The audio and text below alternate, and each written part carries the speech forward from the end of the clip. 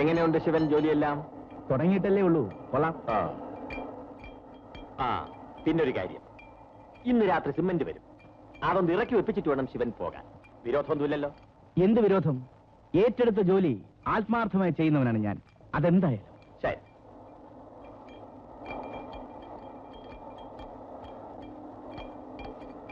ഇന്നും നമ്മളെ കൊല്ലിക്കാനുള്ള വഴി വെച്ചിട്ടാ മുതലാളി പോയിരിക്കുന്നു. കേൾക്കട്ടോ, സാറ് കേൾക്കാനല്ലേ പറഞ്ഞത്? എന്താ കാര്യം? ഒരു ഒടുക്കത്തെ പണിയെടുപ്പിക്കില്ല സാറേ. ഇവിടുത്തെ ജോലി കഴിഞ്ഞിട്ട് വേണം ഇനി അർദ്ധരാത്രി വരെ സിമന്റ് ഇറക്കാൻ. അതിനെന്താ, ഓവർ ടൈം കിട്ടില്ലേ? എന്തോന്ന് ഓവർ ടൈം സാറേ? രാവും പകലും ജോലി ചെയ്താൽ 8 രൂപ കിട്ടും, അത്ര തന്നെ. ഇട്ടെറിഞ്ഞിട്ട് പോവാന്ന് വെച്ചാ വേറെ എന്ത് ജോലി ചെയ്യാനാ? കുടുംബം നോക്കണ്ടേ? അതുകൊണ്ടാണ് 4 മണിക്ക് പണിയെടുക്കാൻ പറഞ്ഞത്. മനസ്സിലായോ?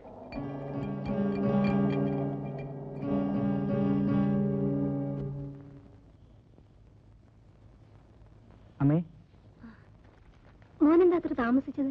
കുറച്ച് ജോലി കൂടുതലുണ്ടായിരുന്നു. വല്ലതും കഴിച്ചോ? ആ, കഴിച്ചു.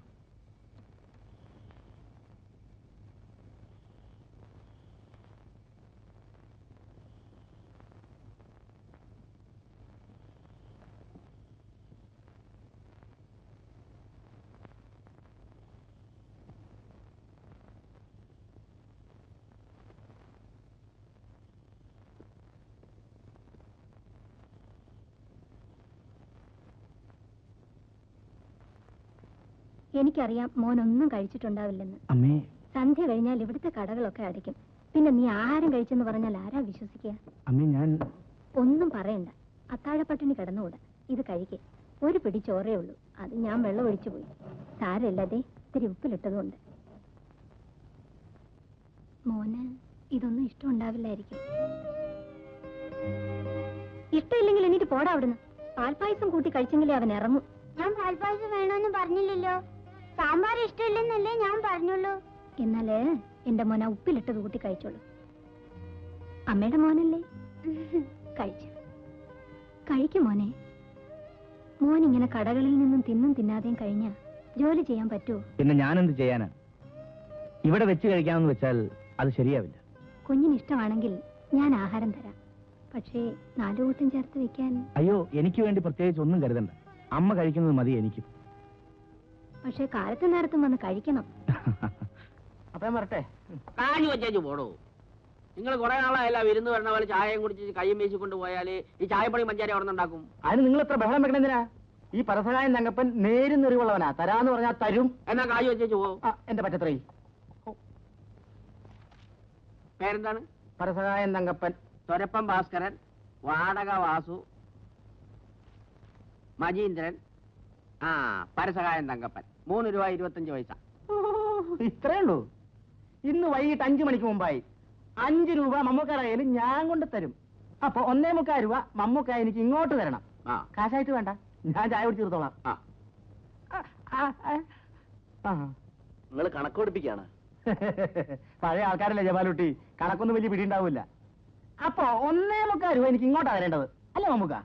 ഓൻ എന്ത് കണക്കാണ് ഈ പറയണെന്ന് ഞമ്മക്കൊരു പിടിയില്ല. 5 രൂപ തരുമ്പോഴേ. തരുമ്പോ ശരി. തരുമ്പോഴല്ലേ?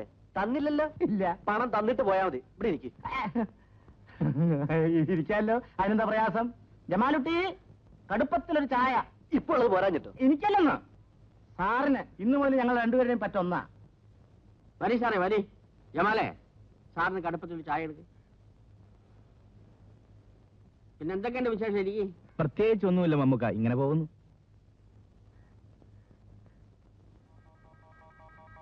ഞാൻ പലപ്പോഴും കണ്ടിട്ടുണ്ടല്ലോ. എന്താ പേര്?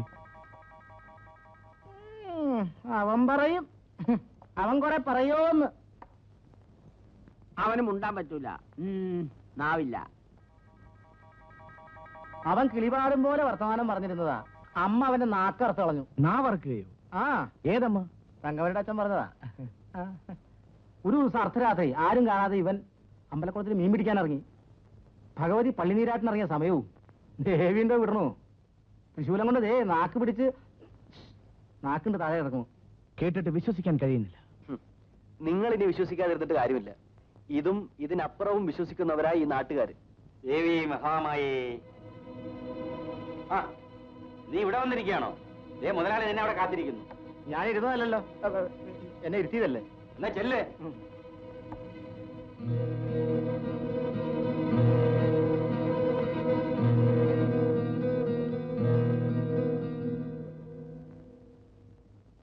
എന്തിനാ ഇത്രയധികം ഫോട്ടോ എടുക്കുന്നത്? കാണാൻ. ഒറ്റയ്ക്കിരിക്കുമ്പോ എന്റെ തങ്കമണിയുടെ സൗന്ദര്യം കണ്ട് ആസ്വദിക്കാൻ. അപ്പോ രവിയേട്ടന്റെ ഒരു ഫോട്ടോ എനിക്കും തരുമോ? അയ്യോ, നിനക്ക് എന്തിനാ എന്റെ ഫോട്ടോ? എപ്പോ കാണുമെന്ന് വിചാരിച്ചാലും ഞാൻ എന്റെ മുമ്പിലെത്തൂലേ? രവിയേട്ടൻ വെറുതെ പറയുക. ഈ കാണുമ്പോഴത്തെ സ്നേഹം മാത്രമേ ഉള്ളൂ. എനിക്കറിയാം. അയ്യോ എന്റെ തങ്കമണി, ഞാൻ നിന്നെ എങ്ങനെ വിശ്വസിപ്പിക്കാം? വാസ്തവത്തിൽ നിന്നെ കാണാതെ ഒരു ദിവസം പോലും കഴിയാൻ പറ്റാത്ത അവസ്ഥയിലാണ്. അപ്പോൾ രോഗം കുറച്ച് കൂടുതലാ. അതിന് ഇങ്ങനെ അച്ഛനില്ലാത്തപ്പോഴല്ല വരേണ്ടത്, അച്ഛനുള്ളപ്പോ തന്നെ വരണം. അയ്യോ, അത് അപകടമല്ലേ? പെണ്ണ് ചോദിക്കാൻ വരുന്നത് ആപത്താണ്. നമ്മുടെ വിവാഹം അവരൊക്കെ പണ്ടേ നിശ്ചയിച്ചിരിക്കുന്നതാണ്. അതോർത്ത് നീ പേടിക്കണ്ട. പിന്നെ നമ്മുടെ ശ്രീദേവിയുടെ വിവാഹം ഒന്ന് കഴിഞ്ഞോട്ട് നീ വിചാരിച്ചാണ് ഞാൻ കാത്തിരിക്കുന്നത്. ഇവിടെ നീ ഒരു പരസഹായക്കാരനാണോ? നിന്റെ മോഹം കണ്ടറിഞ്ഞൂടെ? പറയാതെ ആടുന്നവനാണ്. ഇരിക്കല്ലേ? ഇരിക്കല്ലേ? ചാടുക നാം കിണറ്റിൽ. അല്ല രവിക്കുഞ്ഞോ, എന്താ? വെളിച്ചപ്പാടിന് അച്ഛൻ അന്വേഷിച്ചു. ഞാനിപ്പോ അവിടെ നിന്നാണല്ലോ വരുന്നത്, അല്ലേ എന്തപ്പാ? ഞങ്ങളിപ്പോ അവിടെ നിന്നല്ലേ വരുന്നത്. ആണോ? ഞാൻ വന്ന് പറയാൻ കുറച്ച് വൈകിപ്പോയി. എന്നാ ഞാൻ വരട്ടെ. മോൻ പോ. എന്നാ തങ്കപ്പം പോ, ഞാൻ ഒന്ന് മേ കഴുകട്ടെ. തങ്കമ്മയുടെ അച്ഛൻ സാവധാനം നേരി കഴിഞ്ഞിട്ട് വന്നാ മതി. ഞാനിവിടെ നിന്നോളാം.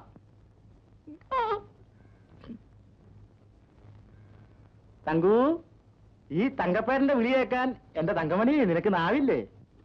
തുടങ്ങി. എന്റെ കയ്യിൽ നിന്ന് വല്ലതും കിട്ടും, പറഞ്ഞേക്കാം. നിന്റെ കയ്യിൽ എന്ത് കിട്ടിയാലും ഞാൻ മേടിക്കും. ഞാനല്ലാതെ പിന്നെ ആര് വാങ്ങാനാ? ഈ തങ്കപ്പേട്ടൻ ജനിച്ചു തന്നെ നിന്റേന്ന് മേടിക്കാനല്ല എന്റെ തങ്കു. തങ്കപ്പേട്ട, എന്തോ ഈ പശുനൊന്ന് പുറത്തുണ്ടേ കിട്ട്. എന്ത് അൽസേഷൻ പശുവാ?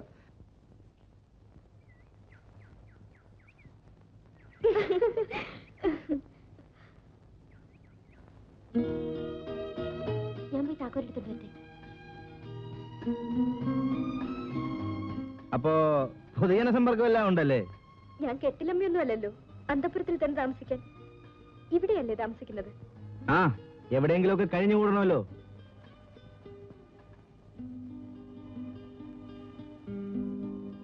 താമസിക്കാൻ സ്ഥലം ചോദിച്ചു വന്നപ്പോ ഞാൻ കൊടുക്കണ്ടെന്ന് പറഞ്ഞതാ.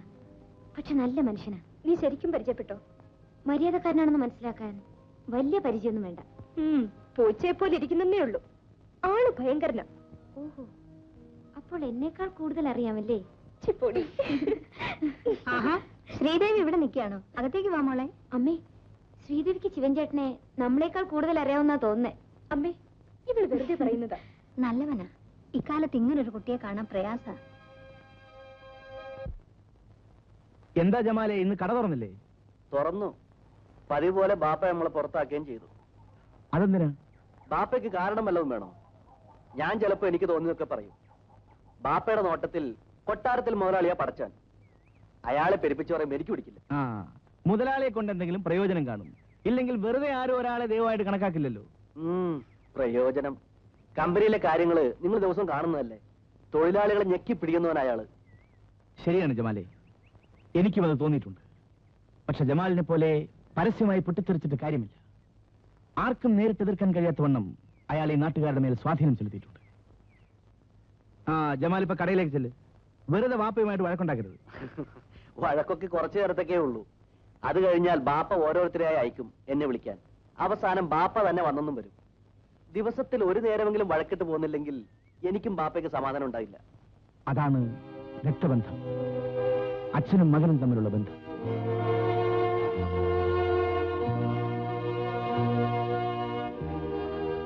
സാറെന്താ ആലോചിക്കുന്നത്? ഒന്നുമില്ല, വെറുതെ ഓരോന്ന് ആലോചിച്ചു പോകും ചിലപ്പോൾ. അപ്പൊ ജമാൽ ചെല്ലു. വാപ്പ ആളെ അയക്കുന്നതും കാത്തിരിക്കണ്ട.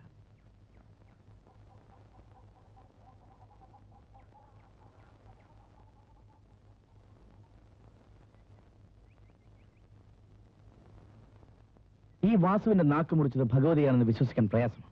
ഭഗവതി അതാരോ കെട്ടിച്ചമച്ച കഥയാ സാറേ. കാരണം വേറെന്താണെന്നാ തോന്നുന്നത്. ഇവന് പറയാൻ പറ്റുന്നില്ലെന്ന് മാത്രം. ഇയാൾ എവിടെയാണ് താമസിക്കുന്നത്? അങ്ങനെ പ്രത്യേകിച്ച് ഇടവൊന്നുമില്ല. ചിലപ്പോ ഈ ആൽത്തറ അല്ലെങ്കിൽ നമ്മുടെ കടത്തിണ്ണ. വാസുവിന്റെ കുടിയിരുന്നിരുന്ന സ്ഥലത്താ ഇപ്പൊ ഫാക്ടറി.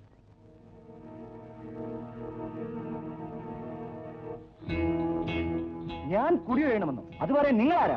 ഞാൻ കുടി വേണമെന്നോ അത് പറയാൻ നിങ്ങളാരാ? ഞാൻ കുടി വേണമെന്നോ അത് പറയാൻ നിങ്ങളാരാ? ഞാൻ കുടി വേണം.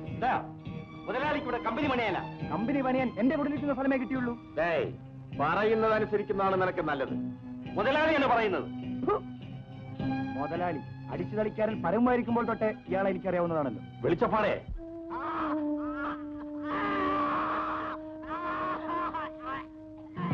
മുതലാളിക്കെതിരെ ആദ്യമായി വളഞ്ഞ നാക്ക് നിന്റേതാണ്. നിനക്കതിനി വേണ്ട. ഇക്കാര്യം ആരെങ്കിലും അറിഞ്ഞുപോയാൽ നിന്റെ ജീവനായിരിക്കും നഷ്ടപ്പെടുക.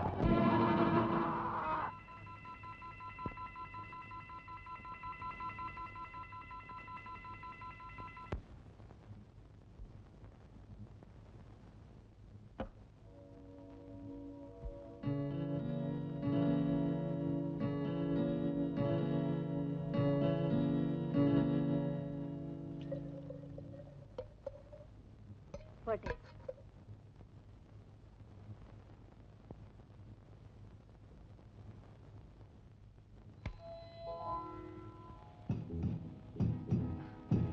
തങ്കമണി അതിങ്ങോട്ട് എടുത്തോണ്ട് വരും.